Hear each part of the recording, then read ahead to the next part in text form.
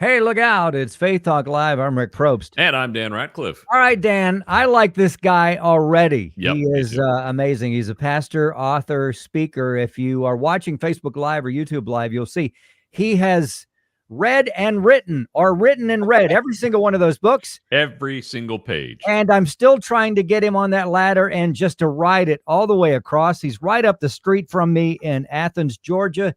Josh, how are you? I'm doing great. I'm excited to be here. We are excited to have you. You're the pastor. I think you said what? Remind me of the church in Athens. Prince Avenue Baptist Church. We're right here outside of Athens, Georgia. Prince historically was a downtown Athens church, Yes. but moved out just a little bit into the Bogart, Oconee County area. But Prince Avenue Baptist Church.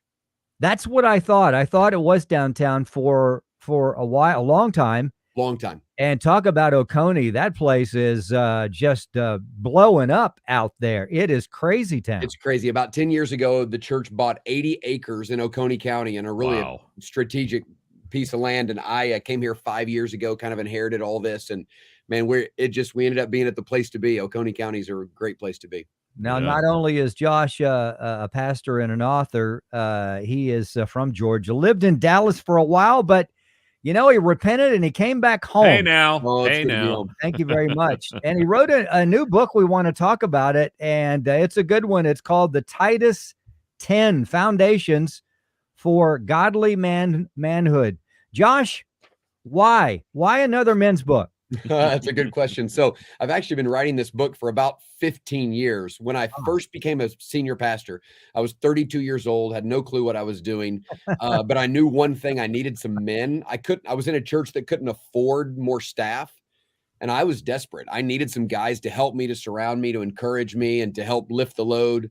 And so I started taking men through the book of Titus. I picked 10 men at a time for a 10-week study through the book of Titus. And after I had left that church, I'd taken 120 men, 10 at a time, through the book of Titus. Wow. And it was a great experience. And so I used to just teach the book just verse by verse, just walking through Titus. But as I began to study it more, I found really 10 foundations for a godly man in the book of Titus. And so over the years, the kind of curriculum's kind of changed. But I originally did it as a local church pastor, trying to figure out how to invest in the men of my church. Now, Josh, do you have folks, when you start, they go, Titus? Who's Titus? I mean, obviously Titus is a book in the New Testament. It's a letter that Paul wrote to Titus, but not someone necessarily that you hear a whole lot about. Why Titus? No, I have a little joke actually that I like to ask men what's their favorite Bible character in the Bible, and who do they kind of would like to be like the most. And in years of doing that, I've never had anyone say, I'd like to be like Titus. I want to be like Titus. No one I've had even some Elijahs and John the Baptist, but never any Tituses. But every once in a while I meet a guy named Titus and I say, I want to meet your mom and dad. But no, honestly, there was a lot in that book about the local church and about men. The book of Titus was written because Paul had dropped Titus off in Crete, and they had discovered a church there that was highly dysfunctional. And it was dysfunctional because the presence of godless men. So the whole chapter 1 is, Titus, you've got to confront these godless men that are destroying families and the church and teaching false doctrine. And instead, you got to put good men in place. And so the context of that, I mean, it's only 46 verses, and there's only 13 references to Titus in the New Testament. But when you put all of those together, and I mapped this out in the introduction of the book, and Paul and Titus had a really neat relationship. It wasn't a Paul-Timothy relationship. Paul and Titus were more co-workers. Titus was kind of Paul's go-to guy for difficult situations and tasks. And he was a great man, but really, I picked Titus because of all the emphasis in these 46 verses of this little book on what a destructive force bad men can be. And I think we know that in the church and the home and the community and politics, and what a positive force good men can be. And that's really the theme of Titus. That's so good. Josh Smith is a pastor, speaker, and author of the Titus 10 Foundations for Godly Manhood. All right. You talk about in the book to grow in 3 specific things: identity, character, and doctrine. Let's cover each one. Identity. Sure. Yeah, I think a lot of dysfunction in a man's life comes because he doesn't know who he is. And the reality is, a lot of men confuse identity and assignment. So identity is who I am. Assignment is what I do. Well, what happens is a man often makes his identity what he does. So his identity is in his work or who he is as a, as a public figure, whatever it is. And when all of a sudden he loses his job, he doesn't know who he is anymore. Mm-hmm. And what I want to do is cultivate a man who's got a solid, deep-rooted identity that isn't affected by the win or losses in your areas of assignment. And when a man can really get his identity settled, it's amazing what happens to him and how he just feels confident and knows who he is. And so trying to help guys find their identity in the gospel of Jesus Christ and really be rooted in that is part of the foundation of this. How often when you tell a guy that your identity is not what you do for a living, how often do they go, what? Yeah, it's huge. And I think where I've seen this is not just from scripture. I've seen it by walking with men for the last 15 years and seeing what happens to a guy when he gets laid off. Yeah. Mm-hmm. Or what happens to a guy when his marriage dissolves, or when a child becomes rebellious, or when he loses some physical ability through an illness. And all of a sudden he has no idea who he is. And what you realize there is that's a man that really never knew who he was. Mm-hmm. And it's a scary thing, but I would say most men are in that situation. And the truth is a midlife crisis is kind of partly that. Like everything I've found my identity in is kind of going away. Yeah. And I don't know who I am. So I'm grabbing for all kinds of other things to find it. So a part of this book is helping a man find his real, true identity. Josh Smith, pastor, author, the Titus 10 Foundations for Godly Manhood. All right, let's talk about character. Yeah. So again, in the context of Titus, Titus has been tasked by Paul to get some rebellious men out of the church. And there's some strong language. Paul rebuked them sharply, remove them. But you can't just get bad guys out. You got to get good guys in. This is true in every area. Yeah. So the book of Titus really clarifies these qualifications for an elder pastor. But the truth is, that's just the qualifications for a godly man. I mean, what Paul is saying is not go find pastors. He's saying go find men that look like this and make them pastors. So in the book, I walk through what would be the character of a godly man and really focusing on a man who's blameless, a man who has courage, and just some foundational principles. And a primary one is a man who has self-control. Those are kind of my three areas of character that I flesh out in the book.